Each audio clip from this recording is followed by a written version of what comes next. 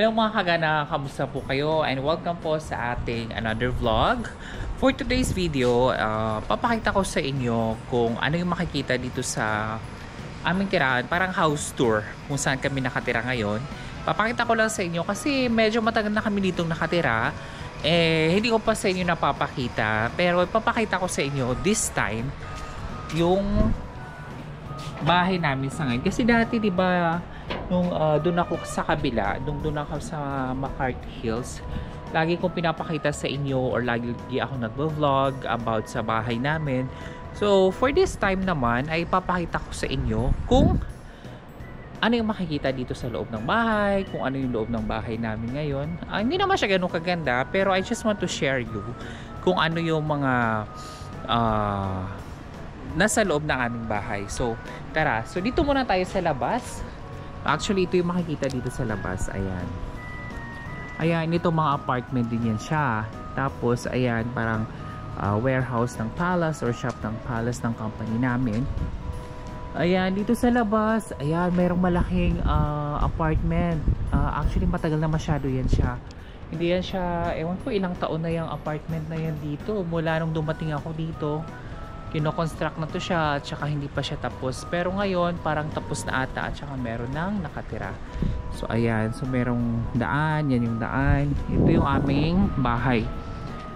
Ayan, papunta yun doon sa kabila na naman. So dito sa bahay namin, tara pasok tayo. Actually dito sa bahay namin is ito, lodge to siya before or hotel. So ito yung guardhouse. Dito kami nagsasampay kung saan dyan lang yung mga labahan at mga gamit-gamit.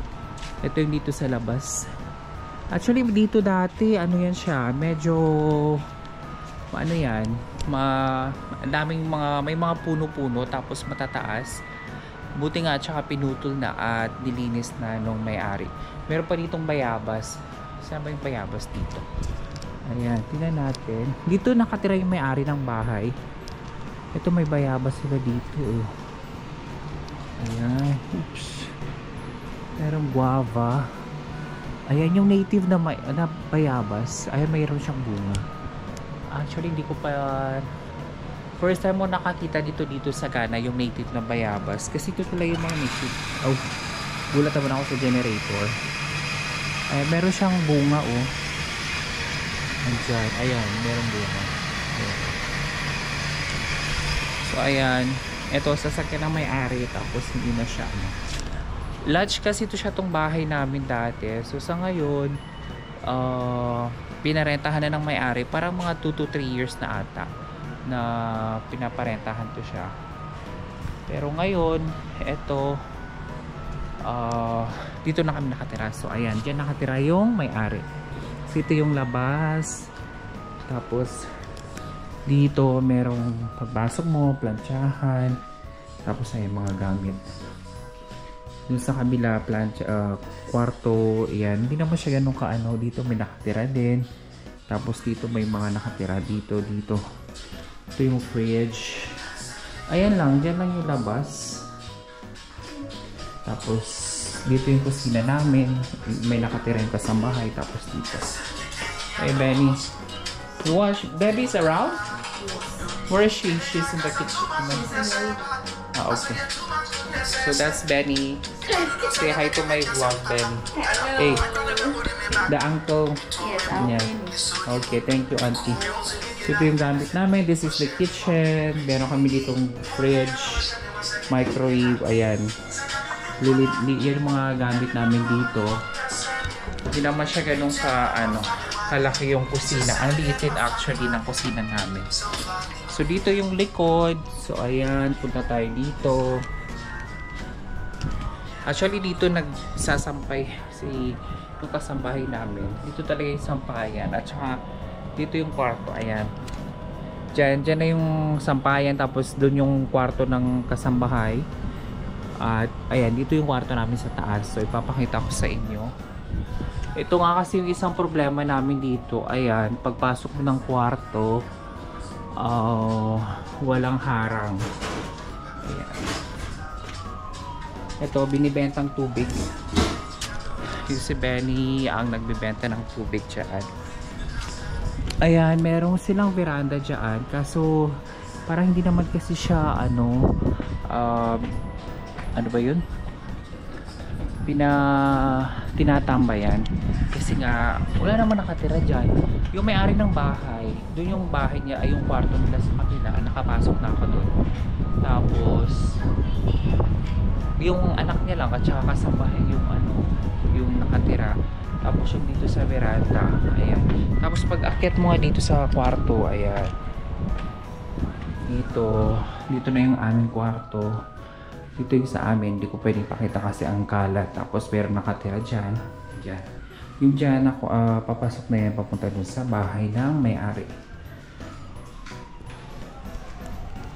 So ayun na. So nakita nyo. Ito nga yung isa sa aming pinoproblema nung nakaraan. Kasi nga, itong tiles dito is masyadong madulas. Pag umuulan, madulas.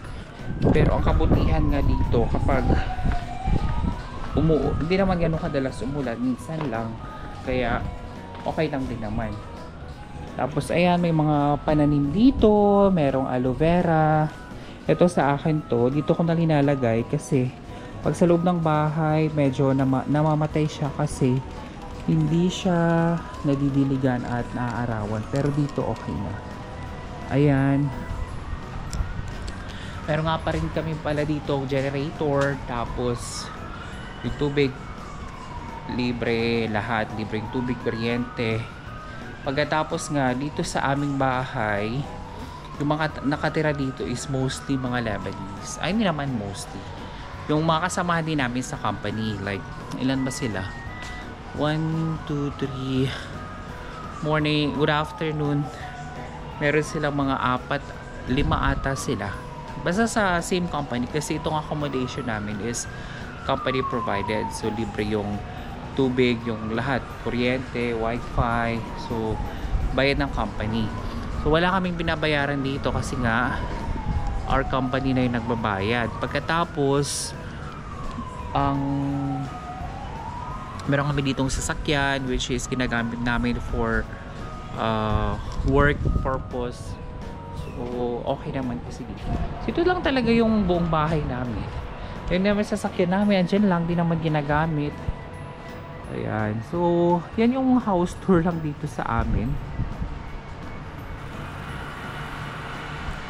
Kasi lagi kasi ako wala akong oras minsan para mag-vlog ng aming bahay. So sa ngayon, nagkaroon ako ng oras. At yes, nakita nyo. So ayun lang po, maraming salamat. At hopefully po is nag-enjoy kayo sa aking mini vlog. Thank you and bye bye.